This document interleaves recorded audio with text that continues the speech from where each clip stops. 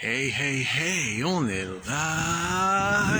Bienvenue à vous depuis Casablanca, depuis le jardin de ma grand-mère, où Lella Tamo et ses restants et son mari, derrière, Sidi Momo, et son restant, je sais pas comment il s'appelle, m'ont aidé à essayer de faire une prise de vue aérienne, mais depuis le bas. Et ça n'a pas très bien marché. Lella Tamo, c'est le nom que ma grand-mère avait donné à cette tortue, la grosse tortue derrière. Vous savez que les tortues femelles sont plus grosses que les tortues mâles, et en fait derrière c'est droit, enfin en bas plutôt c'est droit. Tiens, je vais vous montrer. En bas là, chez elle c'est creux, et chez les maris, c'est un mari, ouais, c'est bombé, voilà, c'est bombé. Donc voilà comment on reconnaît une tortue mâle, une tortue femelle.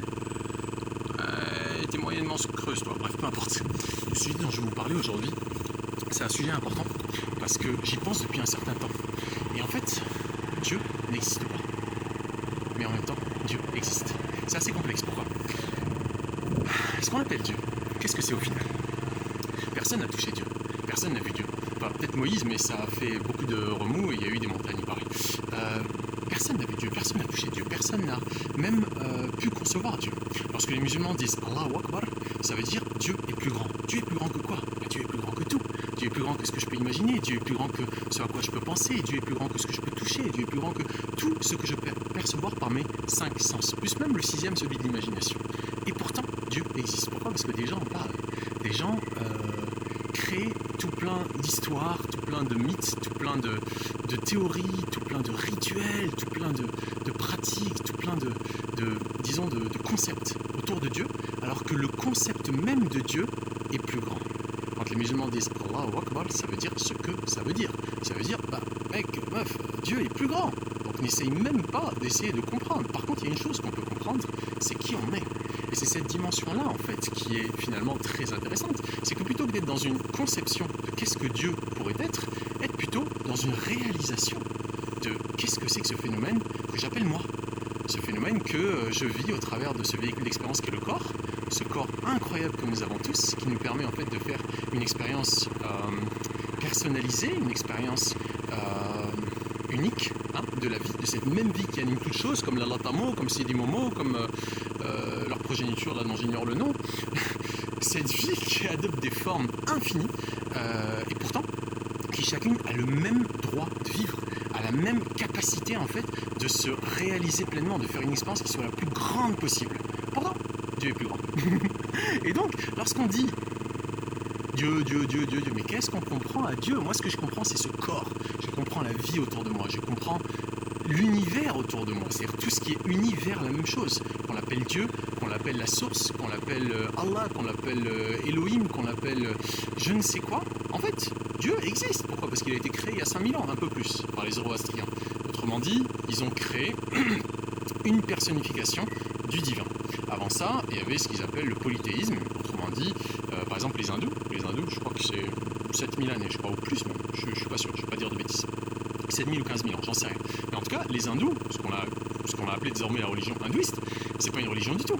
Dans le sens que c'est pas une religion sectaire. En fait, c'est une religion universelle. Univers quoi ? Univers, ce qui nous rassemble, la vie. C'est-à-dire qu'ils voient le divin en toute chose.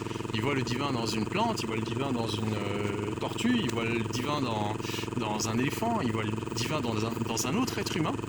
Donc, en fait, ils voient le divin dans tout.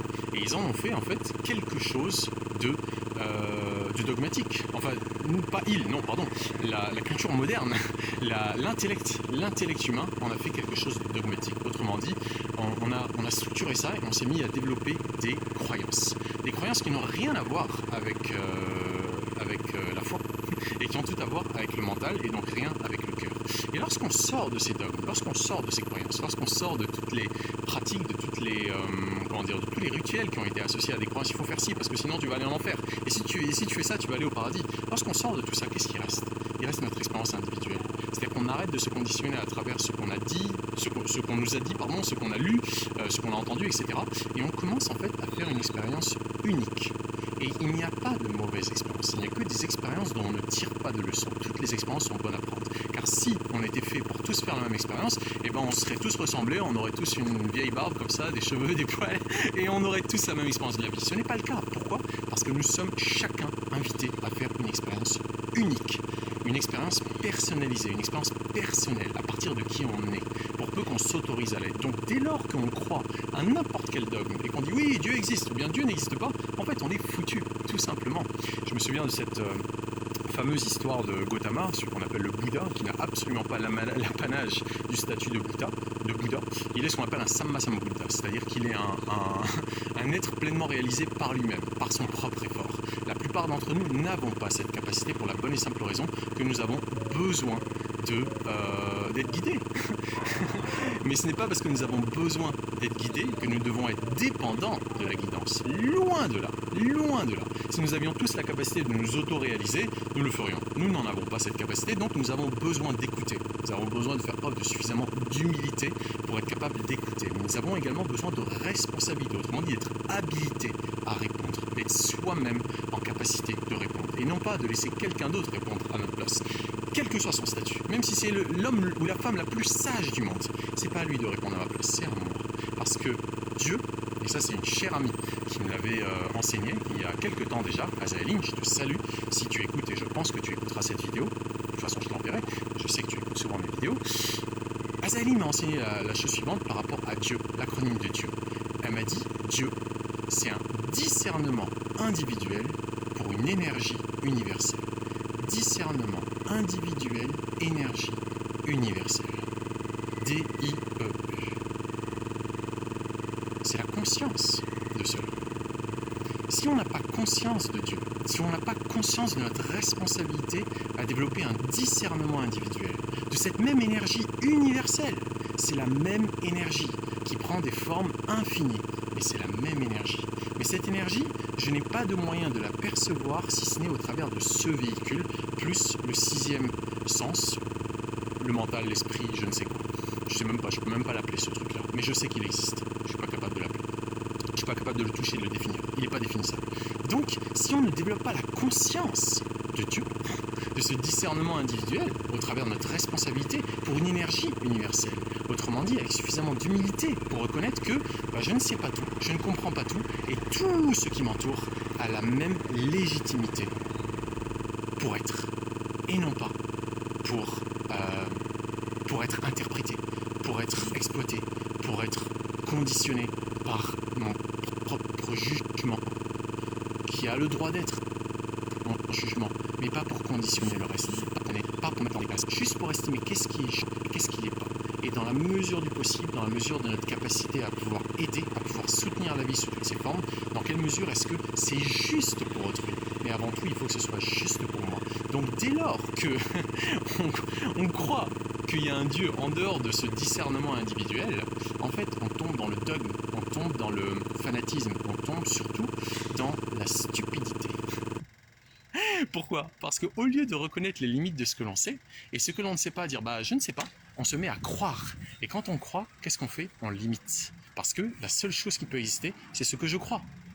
En dehors de ce que je crois, vu que j'ai choisi de croire ça, tout le reste n'existe plus. Il n'y a que ce que je crois. Je crois que Dieu a créé le monde en 7 jours. Formidable, merveilleux. Tu n'y étais pas, mais tu y crois. Merveilleux. Pas de souci avec toi, tant que ça nourrit ta vie. Mais quand tu te mets à souffrir, pourquoi ? Parce qu'il y a quelqu'un qui te dit non, il n'a pas fait en 7 jours, il a fait en 6 jours, il s'est reposé le 7e.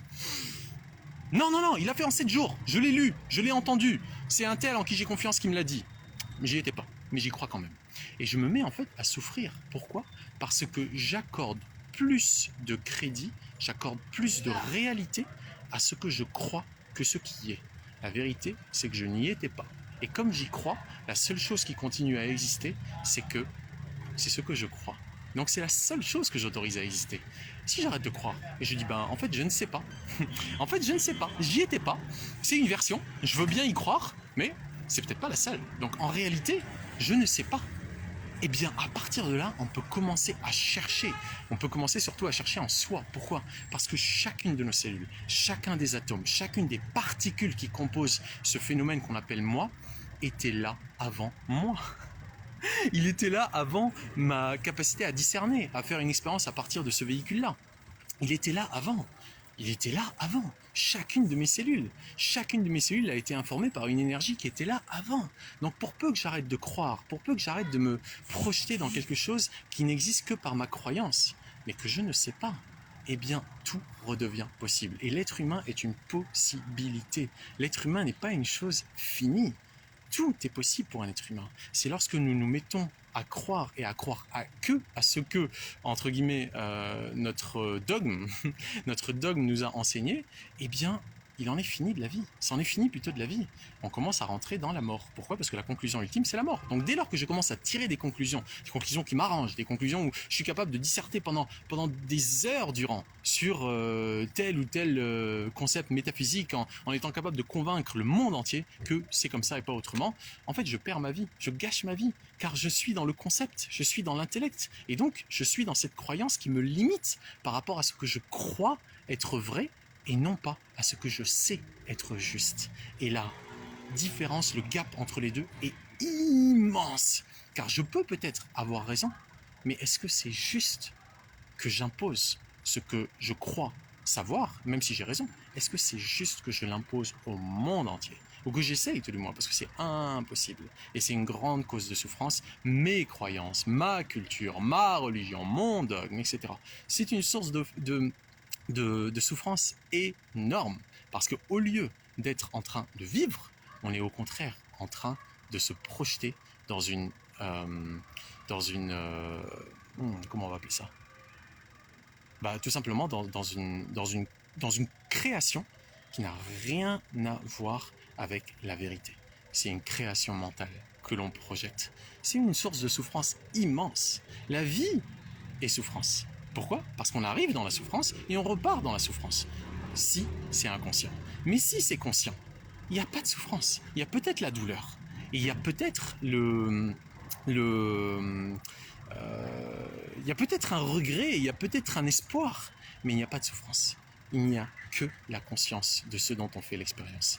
Et ça, c'est la vie. Dès lors qu'on est en train d'essayer de projeter quoi que ce soit et que ce que l'on projette n'est pas réalisable, parce qu'on ne peut pas changer le monde, parce qu'on projette quelque chose dessus, par contre on peut se changer soi, on peut surtout changer nos croyances pour qu'elles correspondent à quelque chose qui nous convienne, autrement dit en faire des convictions, ce qui était une croyance, se transformer en conviction, sortir du mental où les croyances se créent et se projettent sur la réalité et entrer en résonance avec le cœur où les convictions qui nous conviennent peuvent nous permettre de vivre mieux. Donc à partir de là, on a toute l'attitude pour pouvoir transformer notre expérience de la vie. Mais cela ne passe pas par essayer d'imposer quoi que ce soit au monde, mais au contraire, de se retourner vers nous. Et c'est d'ailleurs une des définitions de la spiritualité, qui est un mot que je n'utilise que peu, tout comme Dieu. Je ne sais même pas ce que ça veut dire, ni spiritualité ni Dieu, mais grosso modo, c'est arrêter de m'orienter vers ce qui se passe à l'extérieur et me retourner vers moi, vers qui je suis en fait. Parce que je suis est la solution. Quand notre grand frère Jésus nous disait « Je suis la voie, le chemin, la vérité », tout ça, c'est vrai. Mais lui, pas plus que nous. C'est juste que lui a fait le chemin. Lui, il s'est foutu dans le désert pendant 40 jours. Il a jeûné, il a exploré, il a fait le boulot.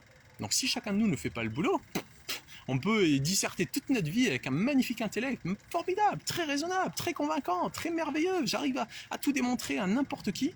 Mais est-ce que je suis en vie?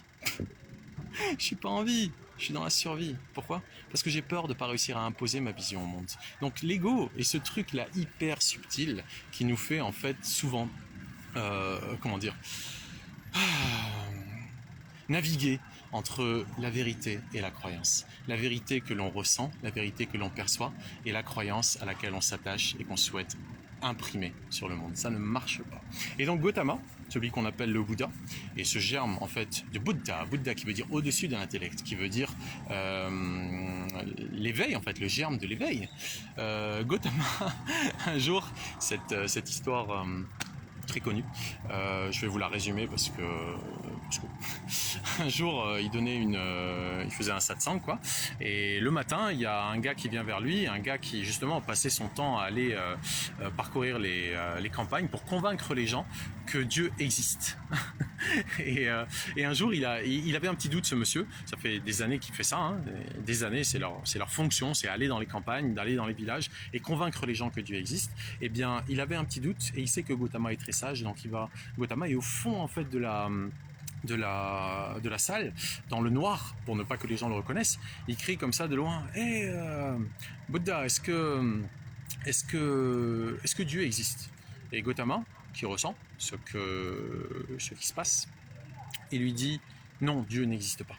Alors là, le mec, ça lui explose toutes ses... le peu, on va dire, enfin, et il avait déjà un doute, ça lui explose son truc, donc il devient, voilà, ça le perturbe énormément, et donc, il sort de sa croyance que Dieu existe, et il se met à se dire, bah en fait Dieu n'existe pas, je viens de perdre 20 années de ma vie, ou je ne sais combien. Pourtant très convaincant, il a réussi à convertir, entre guillemets, des milliers de gens à la croyance que Dieu existe. Et donc la nouvelle se répand comme une nuée de je ne sais quoi dans le village et au-delà. Gautama a dit Dieu n'existe pas. Oh, et donc le soir même, il y a un autre gars. Enfin, je sais pas si c'est une légende, mais en tout cas c'est très intéressant. Il y a un autre gars qui lui c'est le contraire. Lui il passe son temps, il parcourt les villages à dire aux dieux, tiens, intéressant comme lapsus, à dire aux dieux, voilà c'est ça, à dire au divin qui est en chacun que non, Dieu n'existe pas. Dieu n'existe pas. Il convainc les gens que Dieu n'existe pas. Et il a le bagou, il a le bagage intellectuel, il a le charisme, la capacité à convaincre pour que les gens, celui qui est passé juste avant, il les a convaincus que Dieu existe, lui il repasse juste après, il est convaincu que Dieu n'existe pas. Et les deux ont raison. Et c'est ça le plus dingue. Et donc il les convainc que Dieu n'existe pas. Et donc lui aussi il a un doute. Mais en fait peut-être Dieu existe. Et peut-être qu'avec tout ce que je fais là depuis si longtemps, peut-être que quand je vais aller au paradis ou quand je vais mourir, je vais aller en enfer et je ne sais quoi. Toutes ces bêtises commencent à tourner dans sa tête. Et donc le soir même, il va voir lui aussi Gautama. Il se met lui aussi, tel que le veut l'histoire, la légende. Il se met lui aussi au fond de la salle, comme ça, dans le noir, que les gens ne le reconnaissent pas. Et de loin aussi, comme ça, il crie Gautama, est-ce que Dieu existe? Et Gautama, le coquin, à la fin, enfin, il lui répond comme ça oui, Dieu existe. Oh, là, encore une fois, la salle. Dieu existe. Gautama a dit Dieu existe. Le matin, il avait dit Dieu n'existe pas. Le soir, il dit Dieu existe. Les gens sont perdus. Donc ils repartent dans la rue. Dieu existe. Gautama a dit Dieu existe. Je sais pas si vous réalisez la scène, mais c'est juste d'un comique, d'un tragicomique, même je devrais dire, c'est une blague cosmique. Et mieux vaut en rire. Et ce qui m'a inspiré à vous parler aujourd'hui, maintenant, de ce sujet, c'est que tout à l'heure, une chère amie m'informe que, vous entendrez certainement parler parce que les torchons, là, les libés, les mondes, les conneries, tout ça, les chiens de garde du pouvoir, vont certainement s'en emparer. Mais peu importe, vaut mieux se marrer, c'est ce que je lui ai dit. Et d'ailleurs, je te salue. Si tu écoutes, je dirai pas ton nom parce que je préfère te laisser la primeur de l'annonce. Elle me dit, hey Sam, j'ai ce poste là peut-être je viens de passer un entretien là dans une boutique qui vend des cosmétiques, des trucs de soins, etc. Ah tiens, salut toi. Je viens de lui filer un petit, pardon, j'ai pas fait exprès. J'ai filé un petit pichenette, pardon. Elle me dit. Ouais, il me propose c'est une boutique qui fait notamment du CBD. Je sais pas si vous connaissez le CBD, c'est un cannabidiol. Ça vient du cannabis, mais il n'y a pas de THC dedans. Il n'y a pas de tétrahydroxychloroquine. Non, c'est pas la même chose. Non, il n'y a pas de ces substances hallucinogènes. Et du coup voilà, c'est légal en France, c'est légal partout dans le monde. Le Maroc est en train de développer sa production de CBD pour exporter. Bref, c'est devenu le nouvel or vert, etc. Bref, peu importe. Et elle fume pas, elle boit pas, et d'ailleurs je lui dis toujours, par rapport à qui elle est et par rapport à son engagement, je lui dis toujours, on ne tue pas une femme qui prie. On ne tue pas une femme qui prie. Prier, c'est pas demander bon Dieu, s'il te plaît. Non, prier, c'est se connecter. En arabe, salat, ça veut dire la connexion. Ça vient de ittasala, qui veut dire se connecter. Donc quand les gens ils prient 5 fois par jour, c'est pas parce qu'il faut croire que si tu le fais pas, tu iras en enfer, et que si tu le fais, tu vas avoir une Lamborghini. C'est juste pour se connecter à l'énergie du soleil à un moment donné. Quand l'énergie du soleil et de la terre, parce qu'on vient de la terre et du soleil, s'il n'y avait pas le soleil, il n'y aurait pas la terre, s'il n'y avait pas la terre, enfin il n'y aurait pas la nourriture, pardon, il y a la terre, il y a le soleil, s'il n'y avait pas le soleil, il n'y aurait pas la nourriture qui vient de la terre, la nourriture qui nourrit notre corps qui nous permet de faire l'expérience que l'on fait. Donc, entre la Terre et le Soleil, le ciel, entre les énergies telluriques et les énergies cosmiques, se connecter 5 fois par jour, c'est pas de trop. Se souvenir 5 fois par jour de se connecter, c'est pas de trop, mais c'est pas par dogme, c'est pas par croyance, c'est par compréhension juste et par sagesse, et surtout par intérêt, un intérêt personnel. J'ai intérêt personnellement à prier, à me connecter. Et donc, je dis toujours, on ne tue pas une femme qui prie, parce que vu son engagement, on aurait pu la tuer Ils ont essayé, ils y sont pas arrivés. Et donc elle me disait, ouais, ils vont me descendre, ils vont me démonter. Je lui dis ouais, mais c'est génial. Je me marre d'avance. Je me marre d'avance. Et d'ailleurs, on va en rigoler. On va en rigoler. Pourquoi? Parce que ce sont des idiots. Et sa peur, c'est précisément parce qu'elle est là qu'il faut la traverser. Il faut traverser cette peur. Il faut confronter la situation avec notre peur de notre côté. Mettre la peur de notre côté et faire front ensemble pour dépasser cette peur et confronter cette situation. Et donc, c'est précisément ce que je lui ai dit en fait. Et c'est pour ça que j'ai été inspiré à vous faire maintenant cette vidéo sur ce sujet si important qui divise justement. Et tout ce qui divise en fait n'a rien de divin. Ce n'est pas universel. Ça ne nous unit pas vers la même vérité. En fait, c'est diabolique. Dia qui veut dire à travers et bolé qui veut dire jeter du grec. Ça jette. Entre, ça divise, diabole, ça jette à travers, et donc ça sépare. Donc tout ce qui sépare est diabolique, et la peur sépare, la peur divise. Donc la peur est diabolique, et ce qui unit est symbolique. C'est ce qui rassemble, sim avec, bolé ensemble, on jette ensemble. Donc oui, c'est symbolique de se dire, je vous fais la nique, les gars, bande d'idiots, bande de moins que rien, même pas des vauriens, parce que rien c'est bien, tout vient de rien. C'est d'ailleurs certainement de rien que tout est venu, il n'y avait rien.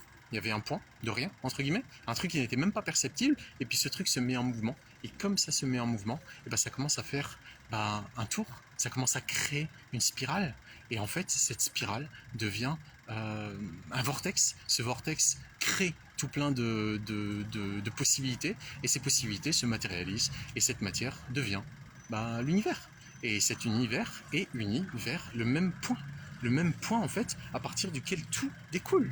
Donc dès lors en fait qu'on sort de la peur et qu'on commence à s'unir vers ce qui rassemble, vers ce qui est symbolique, il n'y a plus de place pour ce qui est diabolique, il n'y a plus de place pour l'attachement à ce qu'on appelle Satan. Satan qui vient de l'ancien araméen Shatan qui veut dire densité. Il n'y a plus de place pour l'attachement à la densité de la matière. Autrement dit, le satanisme qui a créé le matérialisme, qui a créé la stupidité. Autrement dit, un attachement excessif et exclusif à des choses qui sont illusoires, qui sont superficielles, qui n'ont rien à voir avec la conscience de ce qui est, mais qui se maintiennent par stupidité, par conditionnement. C'est l'éducation, c'est le conditionnement qui crée les gens stupides.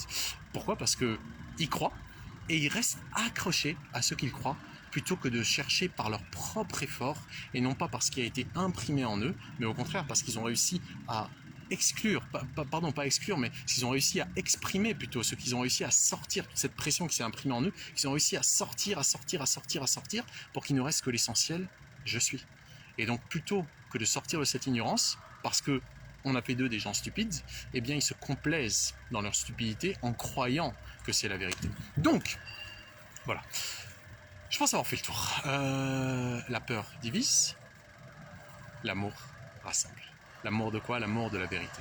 Et c'est ça qu'on appelle l'intégrité, comme la vie, à l'image de la vie. La vie est intègre. Donc dès lors qu'on se met à croire, et surtout dès lors qu'on se met à rentrer dans des conceptions intellectuelles de Dieu, le ci, le ça, on sort de la... Ok, merci. On sort de la vie. Et on rentre en fait en mode survie. On respire plus. On est angoissé, on est inquiet, on est juste séparé de notre nature. Pourquoi? Parce qu'on préfère s'attacher à ce que l'on croit, on préfère s'attacher à ce que l'on connaît, on croit connaître, à ce que l'on sait. Et en fait, on ne connaît pas, parce que connaître, c'est naître avec. Connaître et comprendre à partir de ce que l'on connaît, prendre en soi, naître avec soi. C'est ça, la vie. C'est à chaque instant mourir à l'illusion et à chaque instant renaître à la conscience de qui on est. Et cela nécessite un certain effort, un effort tout simplement de déconditionnement. Merci Maria, il faudrait désapprendre pour réapprendre. Pas il faudrait, à chaque instant il faut désapprendre. À chaque instant, moi je reconnais que je ne sais rien. À chaque instant, j'ai l'impression de redécouvrir une vérité. Mais une vérité qui est éternelle, mais qui est circonstanciellement renouvelée à chaque instant. À chaque instant. À chaque instant, je me dis, mec, t'avais rien compris avant. Ouais, vraiment. J'ai vraiment ce sentiment. Bon, je dis à chaque instant, j'exagère parce que je suis pas tout le temps conscient. Mais la plupart du temps, je me dis, waouh, c'est comme si je venais de redécouvrir une vérité toute simple de la vie, comme le fait de bouger. Là, j'étais en train de faire de la corde à sauter, puis je bouge, je me dis waouh, c'est génial ça, c'est génial ça, c'est génial ça, comme si je n'y avais jamais pensé, parce que je le redécouvre, parce qu'il y a du mouvement. Et ça, c'est une clé. Ça, c'est une immense clé. C'est très bien que j'y pense là. C'est une immense clé. C'est le mouvement. Le mouvement, la vie, c'est le mouvement. Dès lors qu'on fige quoi que ce soit, on est dans la mort. On est dans la conclusion ultime. On a figé, c'est comme ça et pas autrement. D'ailleurs, tout ce que je dis, la plupart du temps, tout ce que je m'autorise à dire, parce que je suis ma propre autorité, j'attends pas que quelqu'un m'autorise. Je l'ai fait longtemps. J'ai compris que non. Il n'y a pas d'illégitimité à ressentir pour qui on est à un moment donné. On fait de son mieux avec ce que l'on sait à un moment T et c'est largement suffisant comme ça. Eh bien, je m'autorise à exprimer la vérité que je ressens à un instant donné, mais je sais que lorsque je me réécoute plus tard, je sais plutôt au moment où je fais ça que lorsque je me réécouterai plus tard, parce que beaucoup de choses maintenant sont en vidéo bien sûr, mais il fut un temps où je faisais pas autant de vidéos, mais je voyais bien qu'il y avait cette conscience-là que je faisais de mon mieux. C'était loin d'être vrai. C'était juste du mieux que je pouvais avec la perception que j'avais à ce moment donné. Et ben, je le sais aujourd'hui. J'exprime les choses avec la vérité dont je suis capable, mais tout en sachant que, à un moment, je dirais c'est des conneries, c'est stupide, c'était idiot. Mais en fait, c'était pas vraiment stupide, c'était ignorant. Car stupide veut dire que je me limite à mon conditionnement. Ignorant veut dire plutôt que je sais que je ne sais pas tout et je suis capable d'en sortir parce que je ne veux pas me complaire dans mon ignorance. La stupidité consiste à se complaire dans son ignorance en croyant. L'ignorance, je ne savais pas. Ah, maintenant je sais, merci, je suis moins ignorant. Ce qui ne veut pas dire que je suis complètement sorti de mon ignorance. Mais ça suffit d'instant en instant de faire de son mieux avec ce que l'on sait au moment T. Voilà, je crois avoir fait le tour de ce que j'avais à vous dire aujourd'hui. Et c'est un sujet important, c'est un sujet capital. Celui de sortir de la croyance et de rentrer en résonance avec ce que l'on sait, ou avoir l'humilité de reconnaître je ne sais pas et continuer à explorer. Je lis rapidement vos commentaires. Du marketing, ouais, exactement. Beaucoup de marketing pour tout plein de concepts, tout plein de trucs, tout plein de croyances. Je sais pas si c'est à ça que tu faisais référence. Croyances. Aujourd'hui, je ne suis plus sûr de rien également, mais j'ai tellement d'énergie dans ma voyance en la vie. Et ben, formidable. Je sais pas ce que ça signifie, voyance dans la vie, mais il y a une chose qui est certaine, c'est que la vie n'est pas quelque chose que l'on analyse. La vie est quelque chose dont on fait l'expérience. Dès lors qu'on fait une expérience et que cette expérience-là, elle est pleinement ressentie, qu'on la vit, on la vit dans le mouvement, justement, pas dans quelque chose qui est figé. Un concept est forcément figé. Là, tout ce que je viens de balancer, là, tout ce que je viens de vous raconter, c'est faux. Parce que c'est figé. C'est figé. C'est figé à un moment donné, sous une forme donnée. Voilà, c'est juste ma meilleure tentative pour essayer d'exprimer ce que je ressens de cette vérité universelle, de cette vérité éternelle, mais avec des concepts qui sont limités. Donc, de toute façon, la vie est quelque chose qui se vit, c'est quelque chose dont on fait l'expérience dans le mouvement. Donc, quoi que ce soit que l'on cherche à, on va dire, à figer, c'est une merveilleuse tentative. Tous les ouvrages, tous les livres, toutes les vidéos, tous les trucs qui auront été faits, tous les discours, tout ça, c'est une formidable tentative. Mais c'est faux. C'est relativement vrai, mais c'est absolument faux. Pourquoi ? Parce que c'est figé. Et donc la vie, ça se vit. On en fait l'expérience. Et c'est ça qu'il y a de vrai. C'est que nous sommes en vie et c'est la seule vérité absolue à laquelle dont je ne démordrai jamais. Nous sommes en vie. À nous d'en faire une expérience qui soit la plus puissante et épanouie possible. Chacun d'entre nous, à partir de qui nous sommes, de manière absolument intègre, absolument alignée avec la vérité de qui on est, avec notre nature, une nature qui se manifeste à l'extérieur, mais qui existe tout autant, si ce n'est plus, à l'intérieur. Donc, le mouvement, la respiration, la conscience de la vie en nous est la seule manière de prendre conscience de Dieu, d'un discernement individuel, d'une énergie universelle. Donc non, Dieu n'existe pas. C'est pas Dieu qui a créé l'homme, c'est l'homme qui a créé Dieu. Donc Dieu existe, parce que l'homme l'a créé. Mais Dieu n'existe pas, hors de la conscience de qui nous sommes. Voilà. Oui, Maria, je suis sûr moi-même de ce que je suis en train de dire. Absolument, je fais de mon mieux. Et je suis sûr maintenant de ce que je suis en train de dire en comprenant que je fais de mon mieux. C'est tout. Alright. Et sur ce, mes chers, mais bien sûr, je suis ouvert à vos réflexions, à vos inputs. Nous sommes tous des véhicules d'expérience les uns pour les autres. Nous faisons l'expérience de la vie au travers de ce véhicule-là, mais tout ce qui est autour de moi est un vecteur d'expérience. Pardon, pas un véhicule, j'ai dit une bêtise. Est un vecteur d'expérience. Nous sommes des opportunités de faire une expérience de la vie encore plus grande, encore plus belle, encore plus puissante, encore plus vraie. Pourquoi? Parce que nous nous ouvrons de par notre humilité. Humilité, c'est ce qui ramène à l'humain, à l'humus, en tant qu'être humain, ce qui nous ramène à la terre, à ce rapport à la terre. Et c'est en terre que nous sommes complémentaires. Nous sommes complets en terre. C'est-à-dire que c'est notre rapport à la terre, notre capacité à être humble, à être humain, à revenir à ce rapport essentiel qui fait que nous pouvons percevoir une version de la vérité qui est de plus en plus riche. Donc, une manifestation plutôt de la vérité qui est de plus en plus riche. Donc, bien sûr que nous sommes complémentaires et je suis hyper, comment on dit ça encore, eager, ansioso, comment on dit en français. J'ai hâte, j'ai hâte d'avoir vos perspectives à ce sujet aussi parce que c'est un sujet de la plus haute importance. L'humanité se divise sur des croyances, sur moi, ma religion, moi, mon dogme, moi, mon prophète, moi, mon église, moi, mon ci, moi, mon ça. Ouais, mais toi, et toi? C'est quoi toi ton truc? Toi. Pas ce qui t'appartient, toi qui tu es. Bref, merci mes chers amis, messieurs, dames d'avoir été là. Et ciao Tamo, ciao Momo.